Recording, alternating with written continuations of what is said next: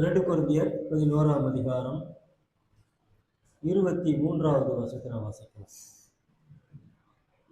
அவர்கள் கிறிஸ்துவின் ஊழியக்காரர்களா? நான் அதிகம் புத்தியீனமாய் பேசுகிறேன்.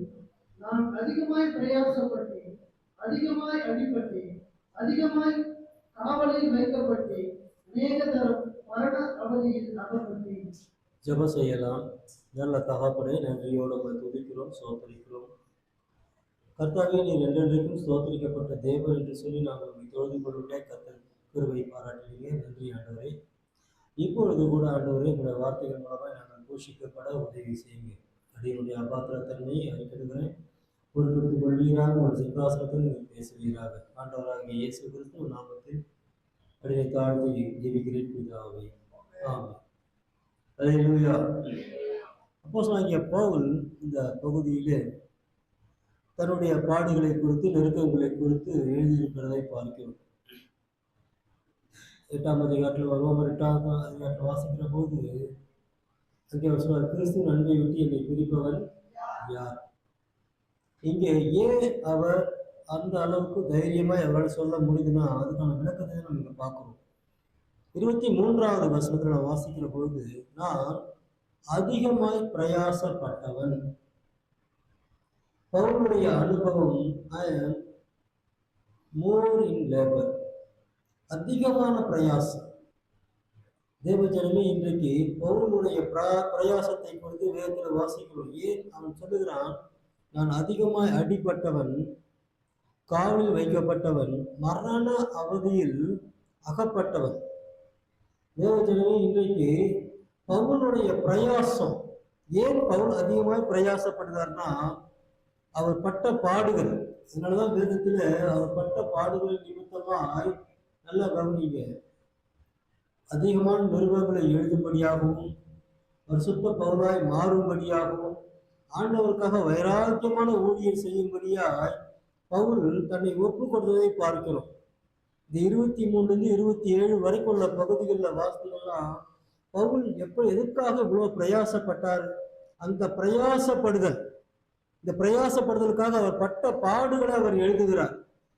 அடிப்பட்டவன், அடுத்தது காவலில் வைக்கப்பட்டவன், மரண அவதியில் அகப்பட்டவன். மரண அவதி, செத்து போகின்ற நிலைமைக்கு அந்த ஒரு அவஸ்தையில அவன் அடிபட்டவன், அகப்பட்டவன். யூதர்களால் ஒன்று குறைய 40 அடியாக 5 தரம் அடிக்கப்பட்டேன். 40 அடி, 40க்கு ஒரு அடி கம்மி, 39 முறை அடிக்கணும். அது மாதிரி 5 முறை யூதர்களால் அடிக்கப்பட்டவன். 3 தரம் மிலாறுகளால் அடிபட்டேன். மிலாறுகள் அடிபட்டேன் என்ன அர்த்தம்? ராட். 3 தடவை பவுல் கட்டி வச்சு ராட்ல அடிச்சாங்களாம். இரும்பு கம்பியை வச்சு அடிச்சாங்களாம். 3 தடவை மிலாறுகளால் அடிப்பட்டவன்.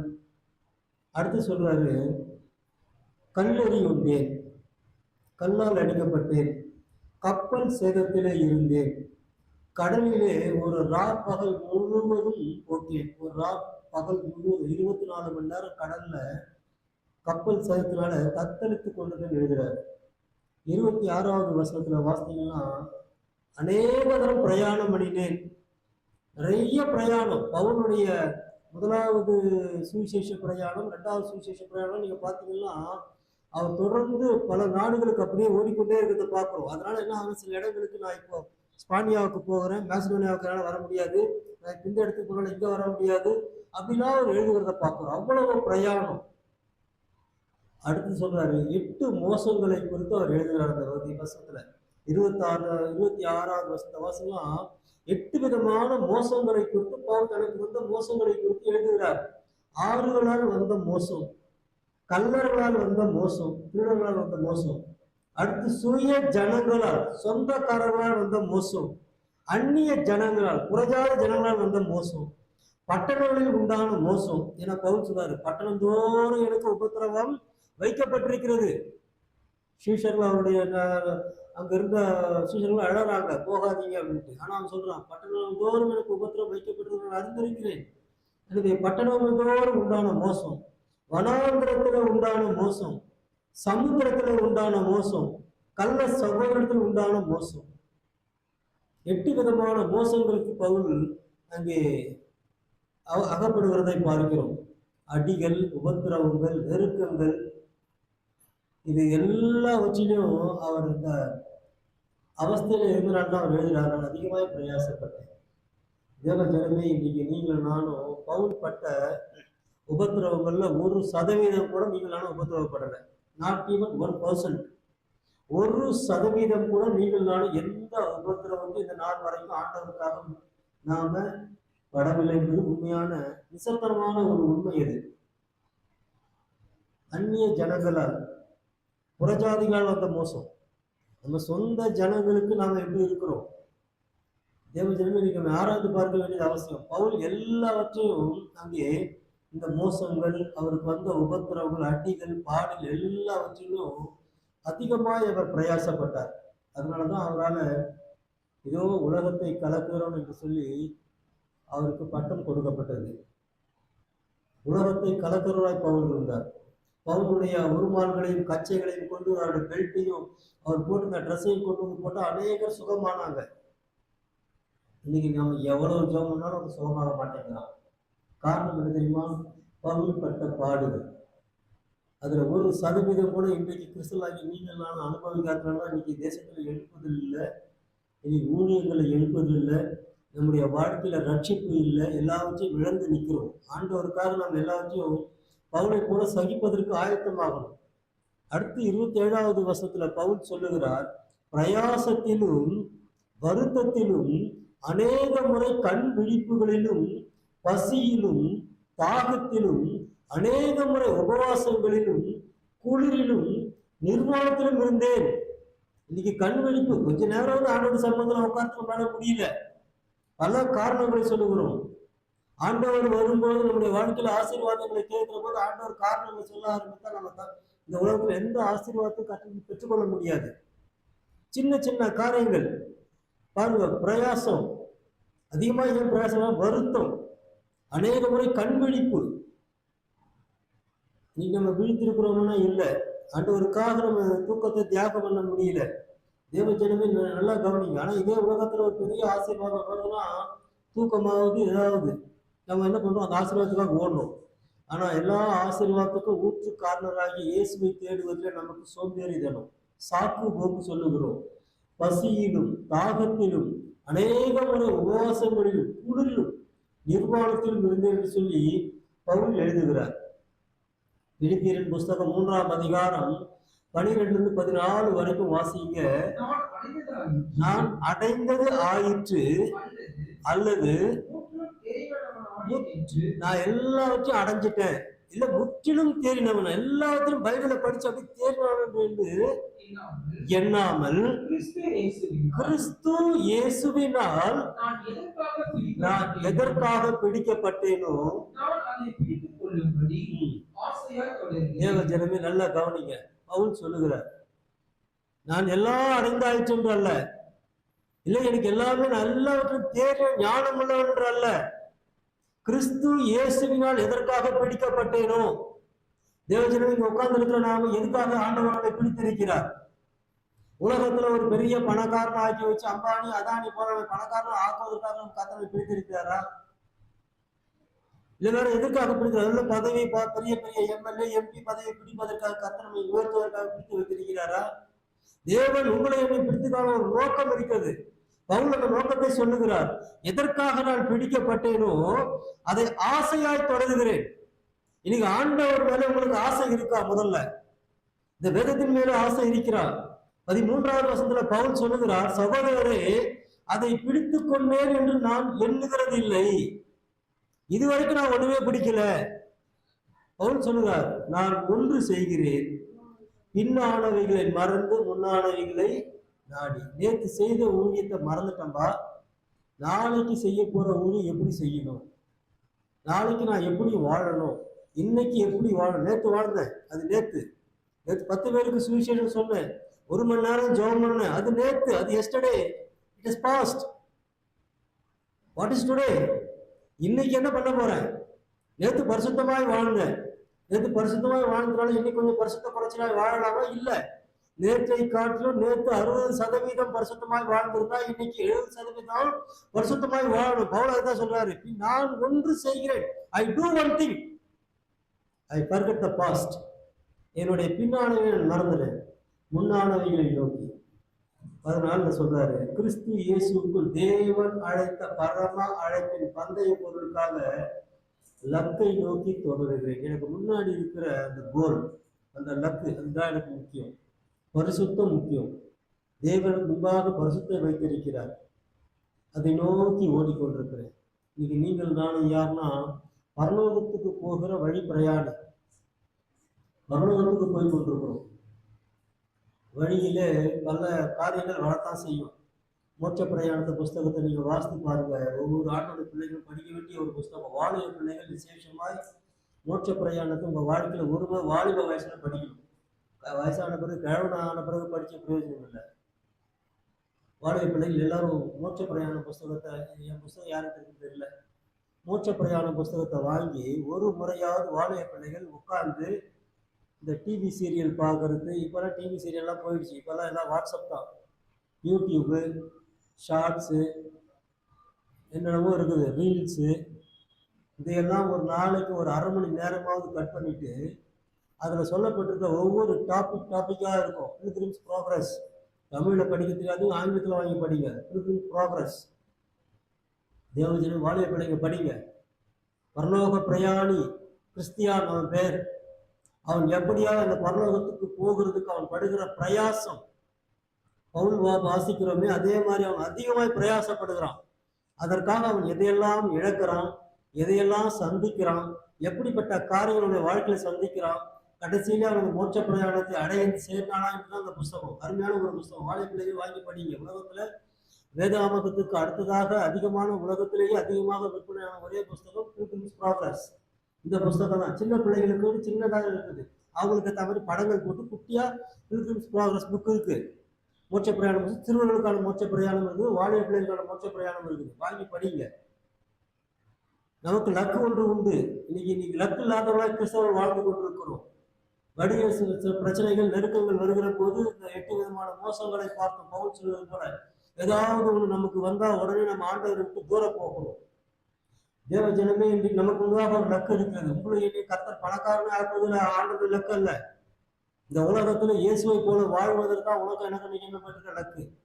என்னை பார்க்கிறவன் இயேசுவை பார்க்கிறோம், உங்களை பார்க்கிறவன் இயேசுவை பார்க்கணும். What is the character of Jesus? யாராவது இயேசுடைய குணாதிசயம் எப்படி, இயேசு எப்படி இருப்பார்னு கேட்டா நீங்க சொல்லணும், தைரியமா சொல்லணும், என்ன பாரு இயேசுவை பார்க்கலாம். பவுல் அதுதான் சொல்றாரு, நான் கிறிஸ்துவை பின்பற்றுகிறது போல நீங்கள் என்னை பின்பற்றுங்கள். You follow me as I follow Jesus. நான் எப்படி இயேசுவை பின்பற்ற பார், அப்படியே பின்பற்றி என்று சொல்லுகிறார். தேவ ஜனமே, இன்றைக்கு நீங்களும் நானும் பிரயாசம், எதுக்கு பிரயாசப்படுகிறோம்?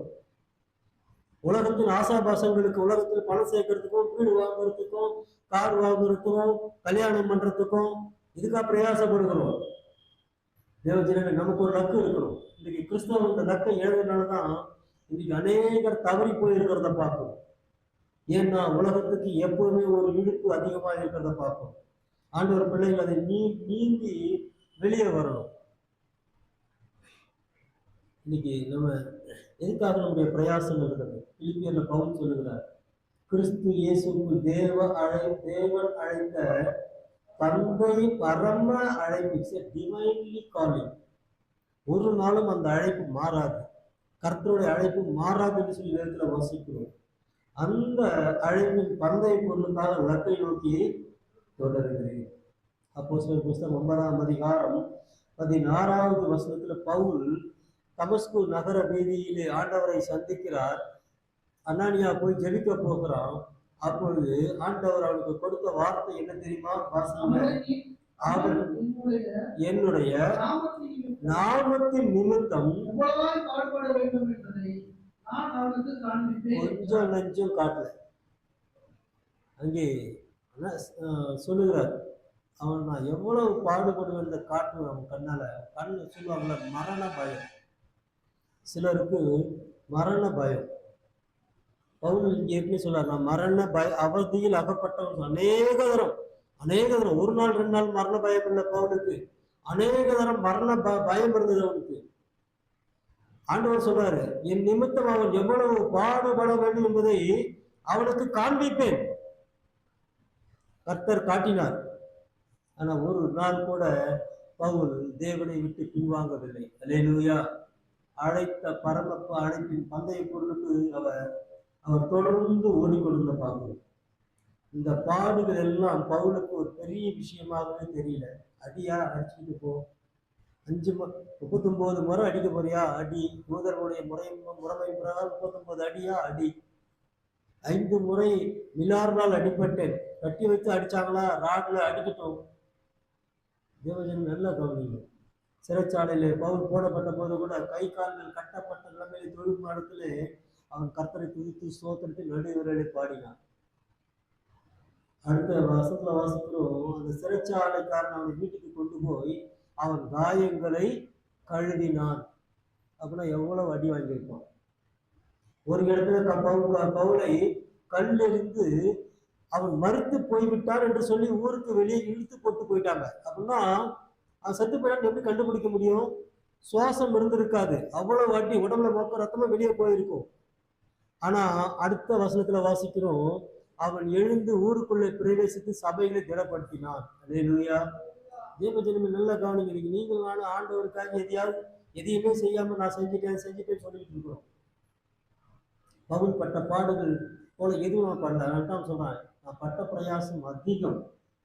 இன்னைக்கு நம்ம இயேசுக்காக என்ன செய்திருக்கிறோம்? பவுல் சொல்லுகிறார், இயேசுக்காக எல்லாவற்றையும் அதே பிலிப்பியர்ல வாசிக்கிறோம். குப்பையும் நஷ்டம் என்று எண்ணுகிறேன். இது எல்லாம் எனக்கு குப்பை. It is dust. என்னுடைய படிப்பு டஸ்ட், என்னுடைய பதவி டஸ்ட், என்னுடைய உத்தியோகம், என்னுடைய குடும்பம், என்னுடைய பெருமை எல்லாம் குப்பை, நஷ்டம் என்று விட்டேன்னு சொல்லுகிறார். அப்படின்னா பவுலை எது அதிகமாக பிரயாசப்பட வைத்தது? இந்த அடி உதவெல்லாம் அவர் பெருசு இல்லை, இதெல்லாம் அவர் பழகி போச்சு. இல்லை, பவுல் சொல்லுகிறார், அவர் பிரயாசம் தெரியுமா? டெய்லி அவர் தெரியும். இன்னைக்கு காலையில் எழுந்தவன் நம்மளாம், ஆண்டவரே என்னை பாதுகாத்து வழி நடத்துங்க, எங்களுக்கு எதுவுமே வரக்கூடாது, வண்டியில் போகிறேன் பஞ்சர் ஆகக்கூடாது, ஏன்னா தள்ளணும், பஞ்சர் ஆகக்கூடாது, எங்கள் ஆஃபீஸில் யாரும் என்னை திட்டக்கூடாது, இப்படிலாம் ஜெபம் பண்ணிட்டு வரும். பவுல் என்ன ஜெபம் பண்ணிப்பார் தெரியுமா?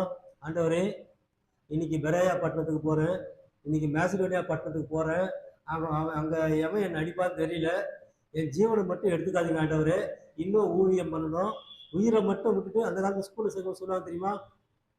கண்ணை விட்டுட்டு தோலை உரிச்சிருக்கன்னு சொல்லுவாங்க. இந்த காலத்தில் எந்த பெற்றோராக சொல்கிறாங்களா? அதுதான் நீ உருப்படாத ஒரு சந்ததி இந்தியாவில் இருக்குது, தமிழ்நாட்டில் இருக்குது. ஸ்கூலில் சேர்க்கும் போது டீச்சர்கிட்ட என்ன தெரியுமா சொல்லுவாங்க? 2 கண்ணையை விட்டு தோலை உரிச்சிடுங்கன்னுவாங்க அந்த காலத்தில். இப்போ தோலைலாம் உரிக்க வேணாம், தோலை உரிக்கிறேன்னு சொல்றதுக்கு ஜெயிலுக்கு உறுத்தி போட்டுறான் அப்பா வந்து நேரம். என் பிள்ளை எப்படி பார்த்து நீ தோலை உரிக்கன்னு சொல்ல, நீ தோலை பற்றி பேசுற இல்லை? எவ்வளவு சீர்கட்ட ஒரு சமுதாயத்தில் வாழ்கிறோம். பவுல் என்ன ஜெபம் பண்ணி பார்த்துருமா? காலையில் எழுந்து, ஆண்டவரே அடி இருக்குதுன்னு தெரியும் ஆண்டவரே, ஜீவன் மட்டும் என்ன தப்ப விடுங்க. ஆனா பவுல் இதை காட்டி உன்னை குறித்து மிகவும் பிரயாசப்பட்டார். அதுதான் 28, 29 வாசிக்கிறோம். வாசிங்க, 28ஆம் வசனம், 29ஆம் வசனம். இவை முதலானவைகள் அல்லாமல், நல்லா கவனிங்க, திஸ் இஸ் நாட் ஃபர்ஸ்ட். என்ன ஒரு அழகான வார்த்தை பவுல் எழுதுகிறார் பாருங்க. அப்பார்ட் ஃப்ரம் அதர் திங்ஸ், அவருக்கு இதெல்லாம் என்னவா? அதெல்லாம் அப்பார்ட் ஃப்ரம் அதர் திங்ஸ். அவர் சொல்றாரு, இவை முதலானவைகள் அல்லாமல், இதெல்லாம் கிடையாதுப்பா, இதுக்கு மேல ஒண்ணு இருக்குது, அதுதான் எனக்கு முக்கியம். அதெல்லாம் டெய்லி எனக்கு நடக்கிறது. டெய்லி காலையில் எழுதணும், ப்ரஷ் பண்றது, சாப்பிட்றது, டிஃபன் சாப்பிட்றது, டிஃபனுக்கு இட்லிக்கு சட்னி இல்லைன்னா சண்டை போடுறது அம்மா கிட்ட இல்லை. அப்புறம் பொம்பளை பிள்ளைங்களுக்கு கூட அப்பா தான் ட்ரெஸ் அயன் பண்ணி வைக்கிறாராம், கேள்விப்பட்டேன். அவங்க பண்ண மாட்டாங்களாம். எல்லாம் ரெடி பண்ணி வச்சு அதில் ஏதாவது சரியா அயன் பண்ணலாம். உனக்கு அயன் பண்ண தெரியுதா? உனக்கு அறிவு இருக்குதா? இவ்வளோ சண்டையை போட்டு போகிறது, இதெல்லாம் நடக்குது. பவுல் சொல்கிறாரு, இதெல்லாம் இல்லை, இதெல்லாம் எனக்கு டெய்லி நடக்கிறது தான். டெய்லி என்ன எந்த இடத்துக்கு போனாலும் என்ன பண்ணுவான்? அடிப்பான் தான், காரி துப்புவான் தான், என்ன மிலாரில் கட்டி வச்சு தான் அடிப்பான், மோசம் வரத்தான் செய்யும். இது இல்லைப்பா, இதெல்லாம் எனக்கு முதலானது அல்ல, இதுக்கு அப்புறம் நான் ஒன்று இருக்குது. அதுதான் அவர் சொல்றாரு. வாசிங்க, எல்லா சபைகளை குறித்தும் உண்டாயிருக்கிற கவலை என்னை நாள்தோறும் நெருக்குகிறது. தேவ ஜனமே, அவர் ஸ்தாபித்த சபைகள், அவரால் உண்டாக்கப்பட்ட விசுவாசிகளை குறித்த கவலை அவரை நெருக்குகிறது. பவுலும் பர்னபாவும் ஏன் பிரிஞ்சாங்க? 2 பேரும் ஒன்னா ஊழியம் பண்ணிட்டு வந்தாங்க. ஒரு இடத்துல வருகிற போது பவுல் சொல்லுகிறார், வா நாம போய் ஊழியம் பண்ணிட்டு வந்த சபைகளை சந்திக்கலாம் அப்படின்னு கூப்பிட்ட உடனே பர்னபா மார்க்கை கூட்டு வரணும்னு சொல்றான். இவன் ஒத்துக்க மாட்டேங்கிறார் பவுல். இதனால அவங்க 2 பேருக்குள்ள பிரிவினை உண்டாகி பவுல் சீலாவை தெரிந்து கொண்டு அவர் வேற வழியில போயிட்டார். கர்த்தருக்கு தன்னுடைய ஊழியத்தை ஒப்பு கொடுத்து, கர்த்தருடைய கிருபைக்கு தன்னை ஒப்பு கொடுத்து போனார்னு இருக்கிறோம். அது பிரிந்த பிறகு பர்னபா பைபிள்ல எங்கேயுமே இல்லை. அதுக்காக பர்னபா ஊழியம் பண்ணலன்னு இல்லை. பர்னபாவுடைய ஊழியம் வேற, ஆனா பவுலுக்கு கொடுக்கப்பட்ட ஊழியம் வேற. பவுலுடைய ஊழியம் அடி உத எல்லாமே. பர்னபாவுடைய ஊழியம் என்ன தெரியுமா? அவன் ஆறுதலின் மகன். அவன் என்ன பண்ணுவான்? ஆறுதல் செய்வான். ஆறுதல் செய்து ஆண்டவர்கிட்ட நடத்துறது பர்னபா ஊழியம். பவுலுடைய ஊழியம் அடி உத வாங்கி தான் ஊழியம் செய்யணும். பவுல் சொல்றார், இதெல்லாம் இல்லப்பா, இதுக்கெல்லாம் முதல் கிடையாது. எனக்கு எது முதல் தெரியுமா? Which is first? சபையை குறித்த கவலை. அதை நீ நெருக்கி ஏவுகிறது என்று எழுதுகிறது சொல்லி பவுல் சொல்லுகிறத பார்க்கிறோம். ஏன்னா பவுலுக்கு இந்த சபைகளை குறித்த 4 காரியங்கள் இருந்தது. முதலாவது, சபையுடைய ஆவிக்குரிய வளர்ச்சி. நல்லா கவனிங்க, இன்னைக்கு சபைக்குரிய கட்டணம் வளர்றது இல்லை. இன்னைக்கு உலகத்துல இன்னைக்கு இருக்கிற ஊழியங்களுக்கு என்ன அவசியமாயிடுச்சுன்னா, சபைக்கு வர்றவன் ஆவிக்குரியவனா இருக்கிறானா, சத்தியத்துல இருக்கிறானா, வேதத்துக்கு கீழ்ப்படுகிறானா, ஆண்டோடைய வார்த்தைக்கு கீழ்ப்படுகிறானா, ஆண்டவருக்காக நிக்கிறானாங்கிறத பத்திலாம் கவலை இல்லை. ஆனா பவுலுக்கு சபையை குறித்த அந்த காரியம் இல்லை. அவருக்கு இருந்து என்ன தெரியுமா? ஆவிக்குரிய வளர்ச்சி. சபை வளர்ந்துருக்குதா? ஆவிக்குரியனா வளர்ந்துருக்கிறனா? ஒருவேளை பவுல் இன்னைக்கு இங்க வராருன்னு வச்சுங்க, இங்க வந்து நின்று பார்த்து அவரால் கண்டுபிடிச்சிட முடியும் எத்தனை பேர் ஆவிக்குரிய வளர்ந்துருக்கிறோன்னு சொல்லி. கண்டுபிடிச்சு எல்லாருக்கும் மார்க் போட்டாரும் நம்ம கதை என்ன ஆகும் யோசித்து பாருங்க. பவுல் விரும்புகிறது ஆவிக்குரிய வளர்ச்சி. இக்கோனியா பட்டணத்துக்கு போகிறார், லிஸ்திராவுக்கு போகிறார். அந்த பட்டணத்திலே அவர் அங்கே ஊழியம் பண்ணி கொண்டிருக்கிற போது அங்கே ஒரு வாலிபனை பார்க்கிறார். அந்த வாலிபனுடைய சாட்சியை பார்க்கிறார், கேட்கிறார், யார் இந்த வாலிபன் சபையில என்று சொல்லி. அப்ப சொல்றாங்க, இக்கோனியாவில் மட்டுமல்ல லிஸ்திராவிலும் சுற்றி இருந்த பட்டணங்களில் இருந்த சபைகளிலும் அவனுக்கு கொடுத்து நல்ல சாட்சி சொன்னாங்க. அந்த சபை பிள்ளையா, அவன் ரொம்ப நல்ல பையன். உடனே பவுல் எழுதுறவா செய்தார், தன்னோட இருக்க வேண்டும் என்று சொல்லி விரும்பி அவனை தன்னோட சேர்த்து கொண்டார். அதனால தான் போதக நிருபத்தை தீமோத்தேயுக்கு எழுதினார்.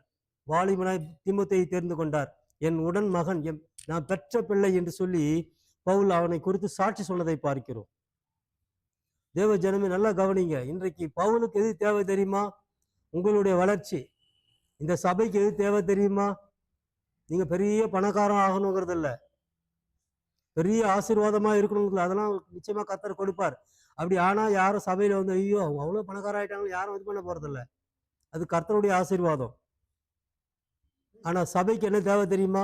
உன்னுடைய ஆவிக்குரிய வளர்ச்சி. பவுல் அதை பார்க்கிறார். அதுதான் அவருக்கு முதலாவது. அடியெல்லாம் பின்னாடிதான். ஃபர்ஸ்ட் சபையுடைய வளர்ச்சி அப்படி இருக்கிறது. 2வது, விசுவாசிகள் பொய்யான போதனையிலிருந்து காப்பாற்றுது. இன்னைக்கு தவறான உபதேசங்கள் தேசம் முழுக்க பரவு. தமிழ்நாட்டில் விசேஷமாய் பொய்யான போதகத்துக்கு பஞ்சமே இல்லை. ஒரு ஊழியக்காரன் பேசுகிறார், கள்ளக்காதல் தவறில்லை. கொஞ்ச நாளைக்கு அப்புறம் அந்த கள்ளக்காதல் கர்த்தர் அங்கீகரித்து நல்ல காதலா மாத்துவாராம். எவ்வளவு துணிகரம்! கர்த்தர் இறங்கி அந்த இடத்துலயே அவன் அடிக்காதனால இன்றைக்கு இவ்வளவு துணிகரமான உபதேசங்கள் இன்றைக்கு வந்திருக்கிறத பார்க்கிறோம். அதுக்கு ஹெட்டிங்கே போடுறான். அவனுடைய பிரசங்கத்துக்கு ஹெட்டிங்கே என்ன தெரியுமா? கள்ள உபதேசத்தை நல்ல உபதேச, கள்ள காதலை கள்ள உறவை நல்ல உறவாகி மாற்றிய கர்த்தர் அப்படின்னு ஹெட்டிங் போடுற பிரசங்கம் பண்றான். காரணம் என்ன தெரியுமா? சென்னையில தமிழ்நாட்டில் இப்படிப்பட்ட கள்ள உபதேசங்கள் பெருகி இருக்கிறத பார்க்கிறோம். தேவ ஜனமே, பவுலுக்கு இருந்து என்ன அடுத்த வைராக்கியம் தெரியுமா? அடினா அடிச்சுக்கப்பா, எனக்கு வேண்டியது என் விசுவாசி நல்ல சத்தியத்துல இருக்கணும், கள்ள போதனைக்கு அவன் தப்பணும். அதுதான் பவுல் சொல்றாரு, மந்தையை தப்ப விடாத கொடிய ஓநாய்கள் உங்களுக்குள்ளே எழும்புவார்கள். கர்த்தர் சரியான நேரத்தில் அடையாளங்களை காட்டுகிறார். எந்த நேரத்தில் எதை கட் பண்ணணும் ஆண்டவருக்கு தெரியும். நான் நினைச்சுக்கோ, ஆண்டவரே இதெல்லாம் நான் என் சொந்த இதுல செய்யறேனா? இல்லை, கர்த்தர் சொல்லாம எந்த காரியத்தையும் செய்யறது இல்லை. நல்லா கவனிங்க. கள்ள உபதேசங்கள். பவுலுக்கு என்ன தெரியுமா? ஒரு சபை வளரணும், என்ன வளர்ச்சி? இருக்கிற ஒவ்வொரு விசுவாசியும் சத்தியத்துல வளரணும். அடுத்தது பொய்யான போதனைகள், ஃபால்ஸ் டாக்டரின், அதிலிருந்து சபையை பாதுகாக்கணும். மந்தையை தப்ப விடாத கொடிய ஓனாய், அது தப்ப விடாது. அது சபையில வந்து கொஞ்சம் கத்துக்குச்சுன்னா சபையை தப்ப விடாது. தேவஜனமே, நீங்கள் நான் எச்சரிக்கையா இருக்க வேண்டியது அவசியம். கர்த்தர் இரக்கம் உள்ளவர். அடுத்தது பவுலுக்கு இருந்து என்ன தெரியுமா? கிறிஸ்துவுக்குள் நிலைத்து இருக்க செய்யணும். ஒவ்வொரு விசுவாசியும் ஆண்டவருக்காக நிலைச்சு நிக்கணும். கிறிஸ்துவின் அன்பை விட்டு என்னை பிரிப்பவன் யார்? உபத்திரவமோ, வியாகுலமோ, துன்பமோ, பசியோ, நிர்வாணமோ, நாச மோசமோ, பட்டயமோ, இவை எல்லாவற்றும் கர்த்தருடைய அன்பை விட்டு என்னை பிரிக்க மாட்டாது என்று நிச்சயித்திருக்கிறேன். மரணமானாலும் ஜீவனாலும் தேவ தூதர்களானாலும் வல்லமைகளாலும் நிகழ்காரியங்களாலும் வரும் காரியங்களாலும் எதுவும் என்னை கர்த்தரை விட்டு பிரிக்காது. தேவஜனமே, பவுலுக்கு இருந்த நிச்சயம் ஒவ்வொரு விசுவாசிக்கு இருக்கணும். கர்த்தனை மேல் வைத்த அன்பின் நிமித்தமா அவர் விட்டு விலகாமல் இருக்கணும். இன்னைக்கு எப்படிப்பட்டவர்களா இருக்கிறோம்? கொஞ்சம் பிரச்சனை, கொஞ்சம் போராட்டம், கொஞ்சம் விலகினம் வந்தா உடனே தேவனை விட்டு விலகுறா இருக்கிறோம். பவுலுடைய மூன்றாவது ஆசை அதுதான். அவர் எதற்கு பிரயாசப்பட்டார்? சபையுடைய ஆவிக்குரிய வளர்ச்சிக்கு பிரயாசப்பட்டார். சபை நான் கட்டடத்துக்கு இல்ல, ஒவ்வொரு விசுவாசிகளுடைய ஆவிக்குரிய வளர்ச்சியில அவர் பிரயாசப்பட்டார். கள்ள உபதேசங்களுக்கு தப்ப வேண்டும் என்று, விசுவாசிகள் தப்ப வேண்டும் என்று பிரயாசப்பட்டார். கிறிஸ்துக்குள்ள நிலைத்து இருக்க வேண்டும் என்று சொல்லி அங்கே அவர் பிரயாசப்பட்டார். சொல்றாரு, நானா செய்த இந்த காரியத்தை நட்டவன் ஒருவன், தண்ணீர் பாய்ச்சினவன் ஒருவன், விளைய செய்கிற தேவன் ஒருவன். அல்லேலூயா. அவரால் தான் விளைய செய்ய முடியும். நம்ம நடணும், நம்ம தண்ணி ஊற்றணும், பிரயாசப்படணும், ஆனால் விளைய செய்கிறவர் தேவன். எவ்வளவு பவுல் ஒவ்வொரு காரியத்தை அனுபவித்து பவுலுடைய வாழ்க்கையை தியானித்து பாருங்க, பவுலுடைய புஸ்தகங்களை படித்து பாருங்க. ஒவ்வொரு புஸ்தகம் அருமையான ஒரு புஸ்தகமா இருக்கிறத பார்க்கிறோம். நாலாவது பவுல் எதுக்காக விரும்புகிறார் தெரியுமா? விசுவாசிகள் பாவத்துல விழுகிற போது மிக முக்கியமான காரியம், சபையின் மக்கள் அவர்களுக்காக பாரப்படணும். இதுதான் பவுலுடைய வாஞ்சை. அதுதான் அந்த அதிகாரத்தில் அவர் எழுதுகிறார். 30வது வசனத்துல எழுதுகிறார், 29:30 எழுதுறாரு, ஒருவன் பலவீனனானால் நானும் பலவீனன் ஆகிறது இல்லையோ? ஒருவன் இடறினால் என் மனம் எரியாதிருக்குமோ? ஒருத்தர் இடறி போயிட்டானா என் மனம் எவ்வளவு எரியுதுன்னு பவுல் எழுதுறாரு. அடுத்து சொல்றாரு, ஒருவன் நான் மேன்மை பாராட்ட வேண்டுமானால் என் பலவீனத்தை காணவைகளை குறித்தே மேன்மை பாராட்டுவேன். தேவஜனமே, நல்லா கவனிங்க. சபையில ஒருத்தன் பாவத்துல விழுந்துட்டான்னா சபை அவனை என்ன பண்ணுமா? பாரப்படணும். பவுல் அதான் சொல்றாரு. பவுல் பாரப்படுகிறார். இல்ல, நான் பெற்ற பிள்ளையாகி நான் மறுபடியும் கர்ப்ப வேதனைப்படுகிறேன் எழுதுறாரு. மறுபடியும் கர்ப்ப வேதனைப்படுகிறேன். பவுலுடைய உபத்திரவம் இது. அந்த அடி உதையை குறித்து, சரீர பிரகாரமான பாடுகளை குறித்து பவுல் ஒரு நாளும் எழுதவும் இல்லை. அதை அவர் அதை குப்பை நினைக்கிறார். அடிச்சுக்கிட்டு போ, திட்டினா திட்டிட்டு போ, காரி துப்புனா காரி துப்பிட்டு போ, அதெல்லாம் எனக்கு ஒண்ணுமே இல்லைப்பா, தொடச்சி போட்டு போயிட்டே இருப்பேன். எனக்கு எது பாரம் தெரியுமா? நான் ஏன் அதிகமா பிரயாசப்படுறேன் தெரியுமா? சபை பக்தி விருத்தியில வளரணும், ஆவிக்குரிய ஒரு வளர்ச்சியை பார்க்கணும். பவுலுடைய முதல் வாஞ்சை. இரண்டாவது, பொய்யான போதனைகளுக்கும் பொய்யான உபதேசங்களுக்கும் சபை பாதுகாக்கப்படணும். மூன்றாவது, பவுல் எழுதுகிறார், ஒரு விசுவாசி ரட்சிக்கப்பட்ட பின்பு அவன் அதிலே நிலைத்து இருக்கணும், கடைசி வரைக்கும் நிலைத்திருக்கணும். முடிவு பரியந்தம் நிலை நிற்பவனே ரட்சிக்கப்படுவான். until the death, till your death. மரணம் வர்ற வரைக்கும் ஆண்டவருக்காக நிக்கணும். இன்னைக்கு நின்று விழுந்து விழுந்து எழுந்துக்கிற ஒரு வாழ்க்கையில தான் ஆண்டோட பிள்ளைகள் இருக்கிறத பார்க்கிறோம். நிக்கிறோம் விழறோம். ஆனாலும் பவுலுக்கு ஒரு பாரம் இருந்து, நாலாவது, அப்படி விழுந்து விழுந்து எழுந்திருவனுக்காக பாரப்படுவதற்கு கர்த்தர் சபையில ஒவ்வொருக்கும் அந்த பொறுப்பை கொடுத்திருக்கிறார். பாவத்துல விழுகிறவனை தூக்கி விடணும். இன்னைக்கு இயேசு எங்கேயுமே யாரையுமே தள்ளி விடலை. இயேசுடைய ஊழியத்துல பார்த்தீங்கன்னா அவர் யார் தலைமையிலையும் கையை வச்சு கீழே தள்ளி விடலை. இன்னைக்கு தள்ளி விடுறது தான் ஊழியமாகவே இருக்குது. ஊழியக்காரங்கிட்ட ஏன் போகணும்? சில பேர் தள்ளி விடலாம், கீழே விடலாம், அதை ஒரு தப்பாக எடுத்துறாங்க. இது ஒரு சபையில் ஒரு ஊழியக்காரர், ஒரு அமெரிக்காவிலேருந்து ஒரு ஊழியக்காரர் வந்த உடனே அவர் எல்லார் மேலேயும் கை வைப்பார், எல்லாரும் விழுந்துடணுமா, கீழே விழுந்து அடிபட போகுதுன்னு எல்லாருக்கும் பெட் வாங்கி போட்டாங்களாம் சர்ச்சு ஃபுல்லாக. அதுக்கு ஒரு 20,000 30,000 கொடுத்து வாடகைக்கு பெட்டு போட்டு, ஏன்னா அந்த ஊழியக்காரர் வந்து அவர் என்ன பண்ணுவார், தள்ளுவார். அவர் முதல்ல வந்த உடனே அந்த சர்ச்சு பாஸ்டர் முதல்ல தள்ளிட்டாரு. ஆமாம், அந்த சர்ச்சு பாஸ்டருக்கு 70 வயசு, பாவம். உலகம் முழுக்க போன ஒரு பெரிய நல்ல ஊழியக்காரன். ஆனால் அமெரிக்காவில் வந்து ஊழியக்காரன் வந்த உடனே இவர் என்ன ஆனாரு, ஆண்டவர் எங்கேயுமே யாரையுமே தள்ளி விட்டது இல்லப்பா. இயேசு குழியில விழுந்தவனெல்லாம் தூக்கி விட்டாரு, எல்லாரும் கையை பிடிச்சி தூக்கி விட்டாரு. இல்லை, கண்ணு தெரியாதவனு எல்லாரையும், அவன் பார்வையற்றவன், கொன்னை வாய் உடையவன், எல்லாரையும் வார்த்தையினால சுகமாக்கினார். ஆனா எவன்லாம் குஷ்டரோகி யாரும் தொடக்கூடாதுன்னு ஊருக்கு வெளியே இருந்தானோ அவனையெல்லாம் தொட்டு சுகப்படுத்தினார். குஷ்டரோகியா இருந்தா உடனே இயேசு தொட்டுருவார். மற்றவெல்லாம் வாயிலேயே வார்த்தையிலேயே சொல்லுவார், போய் உன் கண்ணை சிலோகம் குளத்துல கழுவுடுவார், இல்லை உன் விசுவாசம் ரட்சிக்கப்பட்டது போன்னு சொல்லுவார். ஆனால் குஷ்டரோகி என்ன பண்ணுவார், கையை பிடிச்சி தூக்கி விடுவார். ஏன்னா அவன் யாருமே தொடக்கூடாதவன் அவன் சொல்லுவான். தேவ ஜனமே எல்லாம் கவனிங்க, பவுலுடைய ஊழியம் அது இல்லை. விழுந்தால் அவனை பவுல் சொல்கிறார், ஒருவன் விழுந்தால் என் மனம் எரியாதிருக்குமோ, எரியணும். எரிச்சல்லாம் உடனே நீங்க வேற மாதிரி நினைச்சுக்காதீங்க, அப்படியா நாசமா போட்டோம் விழுந்துட்டானா, அந்த எரிதல் இல்லை. மனம் எரியணும்னா, ஐயோ என் சகோதரன் விழுந்துட்டான், சகோதரி விழுந்துட்டா. தேவஜனமே நல்லா கவனிங்க, பவுலுடைய ஊழியம் அதுதான் பவுலுக்கு முக்கியமா இருந்ததை தவிர அவர் அடி உதையை குறித்து ஒரு நாளும் கவலைப்படலை. நான் அதிகமாய் பிரயாசப்பட்டவன். பவுலை தவிர வேற யாரும் அந்த வார்த்தையை வேதத்துல சொல்றவனே கிடையாது. வேற யாரும் பிரயாசப்படலை பவுலை மாறி.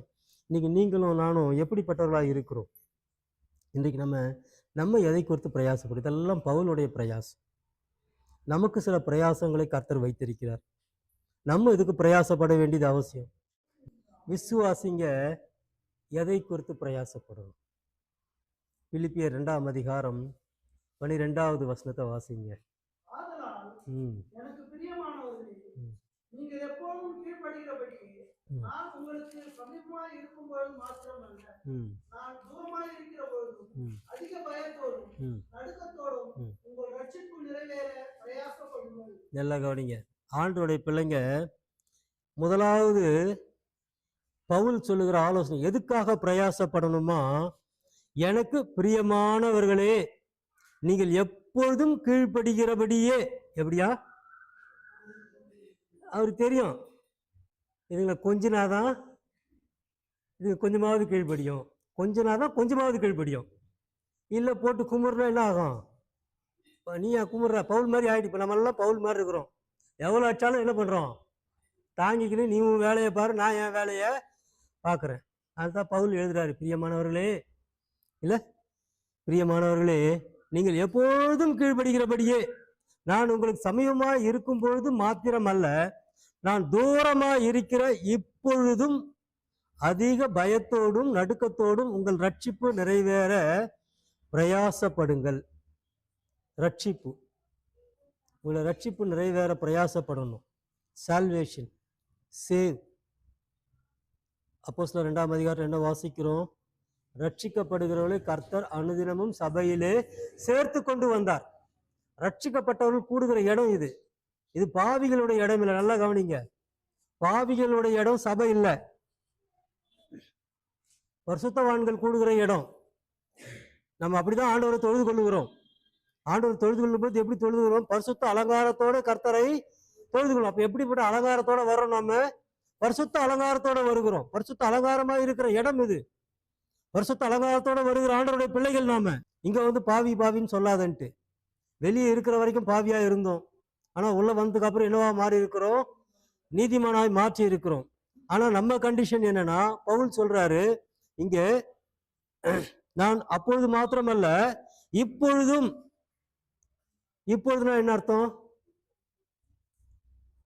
நம்ம பரிசுத்தமெல்லாம் எப்படி இருக்குது அப்படின்னா, நம்மலாம் எப்போ நீதிமானா இருக்கிறோம்னா, ஒரு 3 மணி நேரம் உள்ள வந்தவொடனே எப்படி இருக்கிறோம்? பரிசுத்தவான்களும் பரிசுத்த வாட்டிகளுமா இருக்கிறோம். காம்பவுண்ட் விட்டு வெளியே போன உடனே வண்டி வைக்கிற இடத்துலயே சண்டையை ஆரம்பிக்கிறோம். நல்லா கவனிங்க தேவ ஜனமே, இன்றைக்கு பவுல் வாரம் நடக்கிறத சொல்றாரு. இப்படி இல்லை, அதிக பயத்தோடும் நடுக்கத்தோடும் ஆண்டவரே ரட்சிப்பை காத்துக்கொள்ளணும், ஆதி மேன்மையை காத்துக்கொள்ளாத தூதர்கள் என்று சொல்லி யூதா புஸ்தகத்தில் எழுதுகிறார். ஆதி மேன்மை அவர்கள் கொடுத்த ரட்சிப்பை அவர்கள் இழந்து போனார்கள். தேவஜனமே, இன்றைக்கு உங்களுக்கும் எனக்கும் கர்த்தர் கொடுத்திருக்கிற ரட்சிப்பு மகா பெரியது. வேதத்துல வாசிக்கிறோம். எபிரேயர் 2ஆம் அதிகாரம் 4வது வசனத்துல வாசிக்கிறோம். யாராவது எடுத்தா வாசிங்க. எபிரேயர் 2:4. அற்புதங்களினாலும் பலவிதமான பலத்த செய்கைகளினாலும் தம்முடைய சித்தத்தின்படி பகிர்ந்து, நல்லா கவனிங்க, ஆண்டோடைய சித்தம் என்ன தெரியுமா? ஒவ்வொருவருக்கும் ரட்சிப்பை பகிர்ந்து கொடுத்திருக்கார். எனக்கு வேற ரட்சிப்பு, உங்களுக்கு வேற ரட்சிப்பு, எல்லாருக்கும் ரட்சிப்பை இப்ப ஆண்டவர் பங்கிட்டு கொடுத்திருக்கிறார், பிரித்து கொடுத்திருக்கார். பகிர்ந்து கொடுத்த பரிசுத்த ஆவியின் வரங்களினாலும் தேவன் தாமே சாட்சி கொடுத்ததுமாய் இருக்கிற இவ்வளவு பெரிதான ரட்சிப்பை குறித்து நாம் கவலை அற்று இருப்போமானால் தண்டனைக்கு எப்படி தப்பித்துக் கொள்வோம்? இவ்வளவு பெரிதான ரட்சிப்பு, த கிரேட் சால்வேஷன்.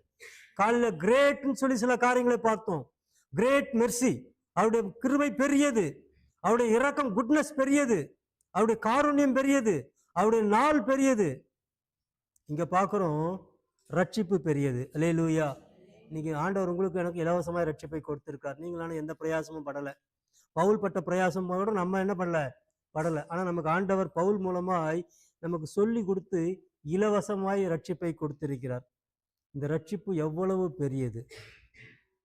பேர்பட்ட ஊழியக்காரரும், அபிஷேகிக்கப்பட்ட ஊழியக்காரன், அப்படியே பிசாசுகளை துரத்தக்கூடிய ஊழியக்காரன் யாரா இருந்தாலும் சரி, தேவனுடைய கிருபை உனக்கு பிரயாசம். அதனால ஆண்டவர் கட்டளை கொடுத்து அனுப்புகிற போது லூக்கா மார்க்க கடைசி அதிகாரத்தை சொல்றாரு, விசுவாசிக்கிறவர்களால் நடக்கும் அடையாளங்கள் ஆவன. ஊழியக்காரனால் நடக்கிற அடையாளங்கள் அல்ல. யாரால?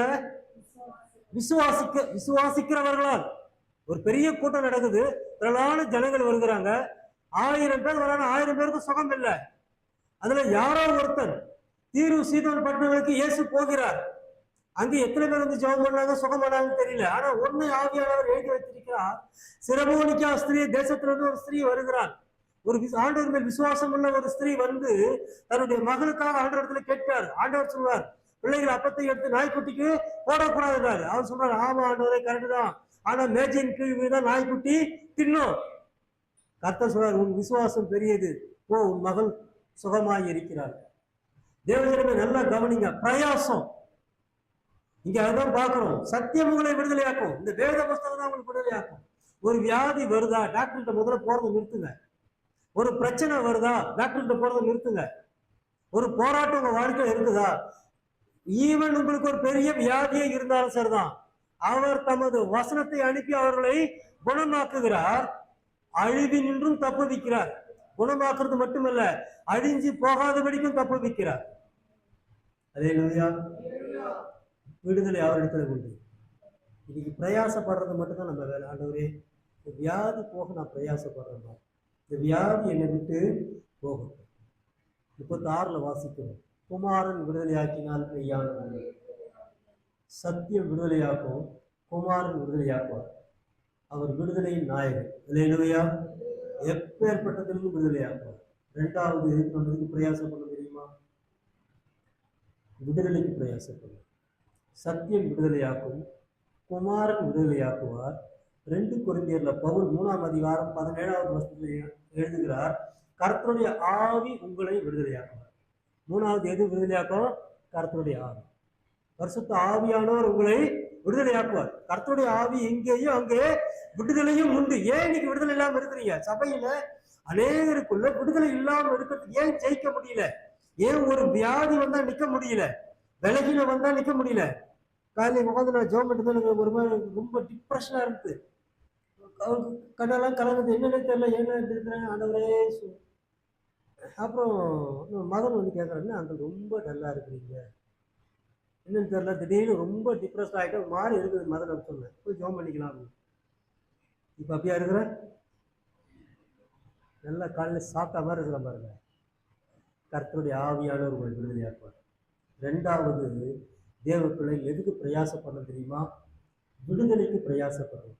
விடுதலை இந்த உலகத்தில் பெற்றுத்தர முடியுது எதுன்னா சத்தியம், குமாரன், ஆவியா.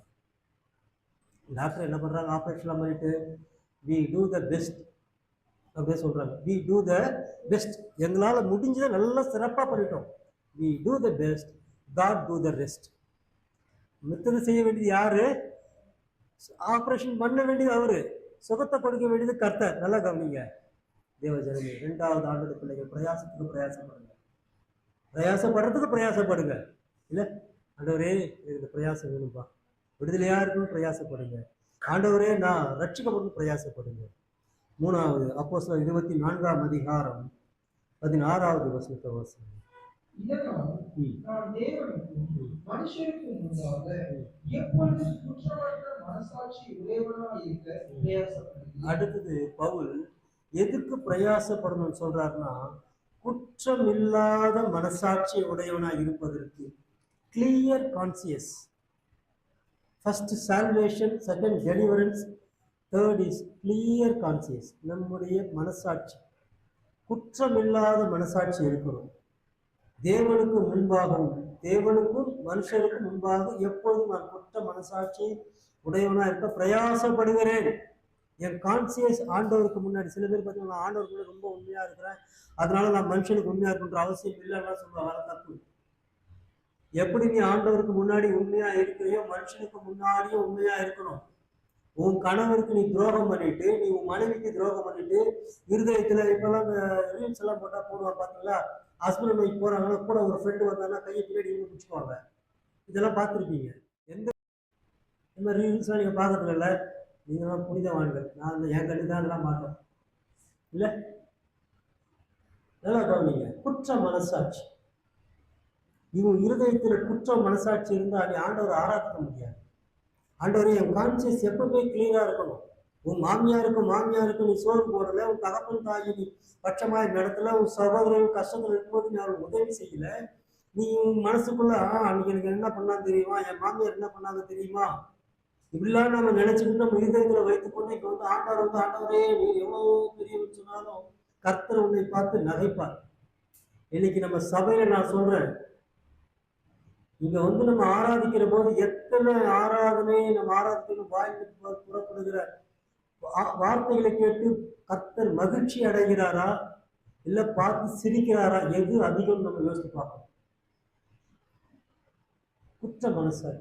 குற்ற மனசாட்சியில ஆண்டவர் ஆராதிக்க முடியாது. ஒரு தப்பு பண்ணிட்டீங்கன்னா மன்னிப்பு கேளுங்க. ஆண்டவர்கிட்ட போய் தேவனுக்கு முன்பாக மனுஷனுக்கு முன்பாக மன்னிப்பு கேளுங்க. மனுஷன்கிட்ட போய் சொல்லுங்க, நான் தப்பு பண்ணிட்டேன், என்ன மன்னிச்சிடு. தேவனுக்கு முன்பாக சொல்லுங்க, ஆண்டவருக்கு தப்பு பண்ணிட்டேன். குற்ற மனசாட்சி இன்னைக்கு நமக்கு எப்படி இருக்குதுன்னு பார்க்கணும் இல்ல. யோவான் 8ஆம் அதிகாரம் 9வது வசனத்துல வாசிக்கிற பொழுது, அந்த வசனம் வாசிக்கிற அளவுக்கு தெரியும். இயேசு ஒலிவு மலையிலிருந்து இரவுல ஜெபம் பண்ணிவிட்டு காலையில ஆலயத்துல வந்து உட்காருகிறார். அங்கே வந்து உட்காருக்கிற பொழுது ஒரு ஸ்திரியை, விபச்சாரத்துல கையும் மெய்யுமாய் பிடிப்பட்ட ஸ்திரியை கொண்டு வந்து நிறுத்துகிறார்கள். எல்லாரும் கல்லை வைத்துட்டான். ஆண்டவர் சொல்றார், முதல்ல உனக்கு எவனுக்கு குற்றம் இல்லையோ, எவனுடைய மனசாட்சி சுத்தமா இருந்தோ அவன் கல்லேறி. எல்லாரும் மனசாட்சியிலே குத்தப்பட்டவர்களாய் போயிட்டாங்க. ஏன்னா அவர் குற்றமுள்ள ஒரு மனசாட்சி உடையவளாக இருக்கிறார், விபச்சாரம் செய்த ஸ்திரியா இருக்கிறார். ஆனா ஆண்டவர் சொல்றார், சமாதானத்தோட இனி பாவம் செய்யாது. குற்ற மனசாட்சியோட வாழாது. ஆண்டோடைய பிள்ளைங்க குற்ற மனசாட்சியோட வாழக்கூடாது. நான் ஒரு முறை என் ஆஃபீஸில் பிஃபோர் மேரேஜ் ஒரு அதிகாரியை திட்டேன். ஆனால் அவர் என்ன பண்ணாருன்னா, அடுத்த நாள் நான் சாப்பிட்டுட்டு இருக்கேன், அவர் வந்து திடீர்னு பக்கத்தில் உட்காந்து, நான் கூட டிஃபன் கொண்டு வந்துருக்கேன்பா சாப்பிடலான்னு. எனக்கு ஒரு மாதிரி இருந்தது. 2 நாளைக்கு மட்டும் இருந்தால சரியான திட்டு. எனக்கு ஒரு அதிகாரி அமைதியாக போயிட்டாரு. சாப்பிட்டு பண்ணிட்டு மறுபடியும் ஒரு இட்லி எடுத்து வச்சு சட்னி வேற ஊற்றிட்டாரு. இப்போ எனக்கு இந்த இட்லியை சாப்பிட்டதுக்கப்புறம் பயங்கர குற்றம். அப்புறம் பார்த்தா அதுக்கு அடுத்த ஒரு 2-3 வாரத்தில் வேறு செக்ஷன் போயிட்டு பார்க்க முடியல. அதுக்கப்புறம் 10-15 வருஷத்துக்கு அப்புறம் நான் ராயபுரத்தில் இருக்கும்போது மீட்டிங்க்கு போகிறேன். இந்த மீட்டிங்க்கு ஆஃபீஸர்ஸ் மீட்டிங் அவரும் வந்திருக்கிறாரு. அவர் தூரத்தில் பார்த்த உடனே இந்த உட்காந்துட்டு ஒரு இட்லியை சாப்பிட்டு நான் 10 வருஷமா அந்த இருதயத்தில் குத்தப்படுறது எனக்கு தெரியும், இன்னைக்கு எப்படியா போய் பேசிக்கணும் அப்படின்னு நினச்சிட்டே இருந்தேன். அவர் அங்கே பார்த்துட்டு போகும் அப்படின்னாரு. திடீர்னு வந்து அப்படி கட்டி பிடிச்சிட்டாரு. எப்படி இருக்கிறப்பா, நல்லா இருக்கா? எனக்கு இந்த குற்ற மனசாட்சி குறையல. நான் தான் மன்னிப்பு கேட்டுக்கணும்.